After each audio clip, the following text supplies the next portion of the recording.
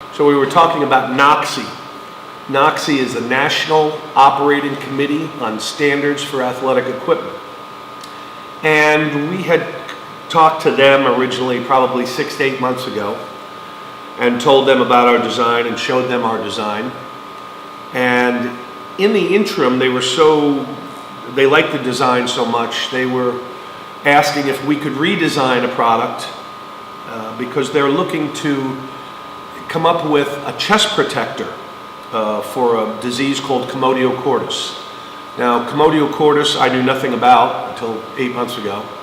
And commotio cordis is a disease that 450 children ages 6 to 16 have lost their lives from in the past 5 years. Now, I know that doesn't sound like a big number, but if you're the parent of any one of those 450 children, you'll see how ridiculous it is that they had to die from playing baseball or lacrosse or whatever. And basically what the disease is if you're hit in the chest by a baseball or a lacrosse ball at a very specific heart rhythm, a time where your heart is beating at exactly the right moment, if it sustains a blow to the chest, it throws the heart into an irregular rhythm and basically you die. So they asked us if we could maybe possibly design something because no one had anything that would come up to their standards for this commotio cordis chest armor. So what we did was we took our exact design of the nested honeycomb and we designed it to the mannequin that they use. And this is one of the early prototypes, but basically what it does is it deflects so much of the energy, just like our helmet, Mowhawk does, that it's the only product, any company, not just a little company like us, it's the only product that not only passed the NOCSI standards, but surpassed them by 30%. Now, this is a great accomplishment, and I have the test results that are available to be shown, so you see that we're not just making this stuff up. So we've taken that design, which is already now a proven design, and we've put it into the latest Mowhawk. And what the latest Mowhawk is, as I was showing you before, it's the nested urethane design, which now has 4 different energy dispersal properties. The outside urethane has a durometer to it of approximately 85. It's a very stiff durometer. Inside the strip is the nested honeycomb urethane, which has a much softer durometer of approximately 35.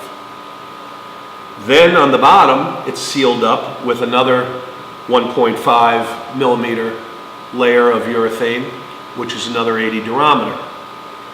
But also the fourth factor is that it's sealed in air, acting like a shock absorber or an airbag.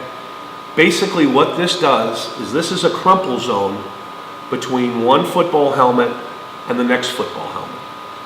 So you can have all the padding you want on the inside of a football helmet.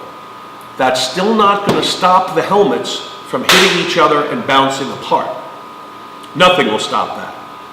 However, just like the front end in a car, and the bumper system or the crumple zone, you have 4 forces at work that are dispersing the energy of the blow. The outside durometer of the urethane, the inside honeycomb, nested honeycomb, the bottom layer of the urethane, and the air sealed inside. 4 separate forces, 4 different speeds, 4 different levels of deceleration. So, I want to show you what this weighs. I'm going to turn this scale on here. And by turning the scale on, I can show you the actual weight. The scale will turn on.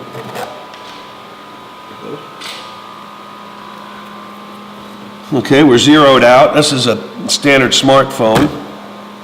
And my smartphone happens to weigh 7.7 ounces. I would say that it's a little bit heavier than an average one because my eyesight is so bad, I'm as blind as a bat. So I'll take that off, and then I'll put the Mowhawk down and show you that the Mowhawk weighs 5.1 ounces. It is 2.1 ounces less than a smartphone. So the reason for that is to show you that it's not going to add any weight when we retrofit all these kids' helmets. You know, the one thing that we kind of ran into along the way here that we didn't expect was being that approximately 95% of all the concussion blows occur right to the front of the helmet or to the actual back of the helmet. And you say, how does that happen? Well, when somebody gets knocked back onto the ground, that's where the biggest jolt comes from.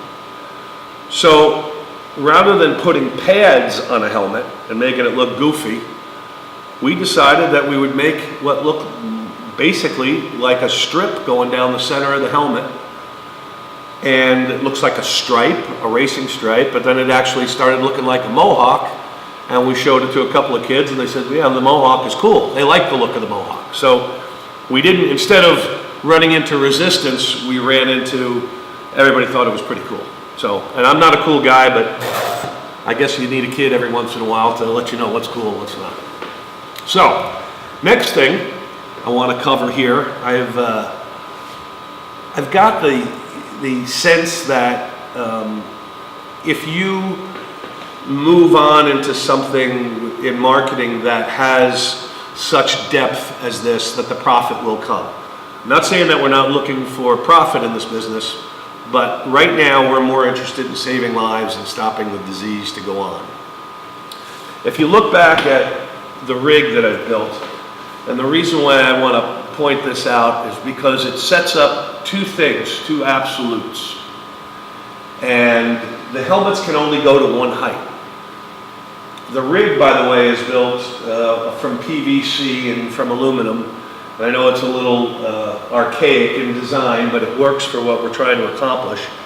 And it drops the helmets specifically from a height that creates approximately a 100 G impact. Now, besides doing that, it creates the same drop and the same impact every time. So in a few moments, we're going to pull the helmets up and we're going to let the helmets drop without having the Mowhawk on the helmets. And we're going to show you the readings from the accelerometer, which measures the G-forces. We're going to show you what those G-forces are measured without any type of helmet resistance. Also, I'd like to point out, Mr. Blank, that every piece of this rig comes from the Home Depot. So without further ado, we're going to cut this short for 1 second. I'm going to take a slight break. I'm going to move the desk out of the way. I'm going to set the computer screen up and we're going to start our immediate testing. And my name is Alan. Thank you for taking the time to watch this. This is USA Sports, and our slogan here is making a better impact on sports.